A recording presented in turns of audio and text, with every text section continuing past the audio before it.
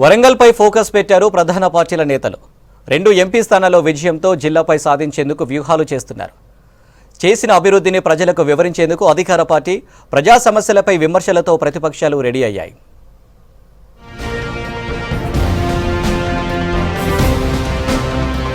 హైదరాబాద్ తర్వాత అన్నింటిలోనూ వరంగల్ కీలక నగరంగా నిలుస్తుంది.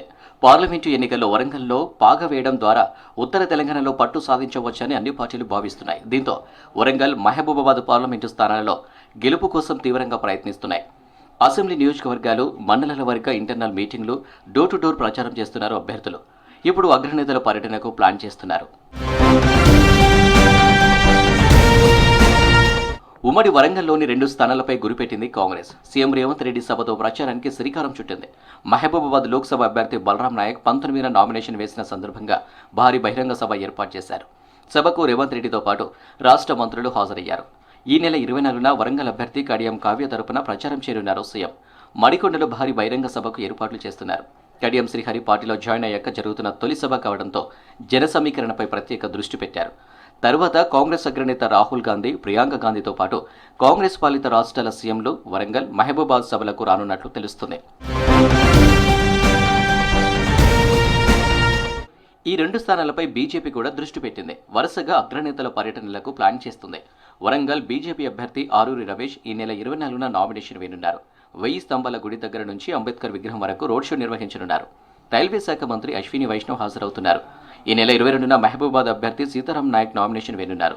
ఈ నెల చివరి వారం లేదా మే మొదటి వారంలో ప్రధాని మోదీ పర్యటన ఉండేలా ప్లాన్ చేస్తున్నారు బీజేపీ నేతలు. పలువురు కేంద్ర మంత్రులు, బీజేపీ పాలిత రాష్ట్రాల ముఖ్యమంత్రులు, రాష్ట్ర అధ్యక్షుడు కిషన్ రెడ్డితో పాటు బండి సంజయ్ సభలు, రోడ్ షోల్లో పాల్గొనేలా ప్రణాళిక రచిస్తున్నారు. అసెంబ్లీ ఎన్నికల ఫలితాలలో డీలాపడ్డ బీఆర్ఎస్ పార్లమెంట్ ఎన్నికల కోసం సన్నద్ధమవుతుంది. వరంగల్, మహబూబాబాద్ సిట్టింగ్ సీట్లు కావడంతో వాటిని కాపాడుకునేందుకు ప్రయత్నిస్తుంది. వరంగల్ సిట్టింగ్ ఎంపీ దయాకర్ కాంగ్రెస్లో చేరారు. మొదట అనుకున్న అభ్యర్థి కడియం కావ్య పార్టీ వీడి కాంగ్రెస్ నుంచి పోటీ చేశారు. చివరకు జిల్లా పరిషత్ చైర్మన్ సుధీర్ కుమార్ను ఎంపీ అభ్యర్థిగా నిలిపింది బీఆర్ఎస్. మహబూబాబాద్లో సిట్టింగ్ ఎంపీ కవిత మరోసారి పోటీ చేస్తున్నారు. ఈ 2 చోట్ల ప్రచారం, బహిరంగ సభలను కేసీఆర్ రప్పించే ప్రయత్నం చేస్తున్నారు.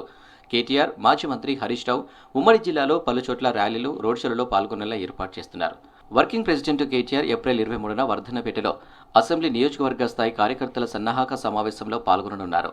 పార్టీల అగ్రనేతల పర్యటనలతో ఉమ్మడి వరంగల్ జిల్లాలో ప్రచారం ఊపందుకోనుంది.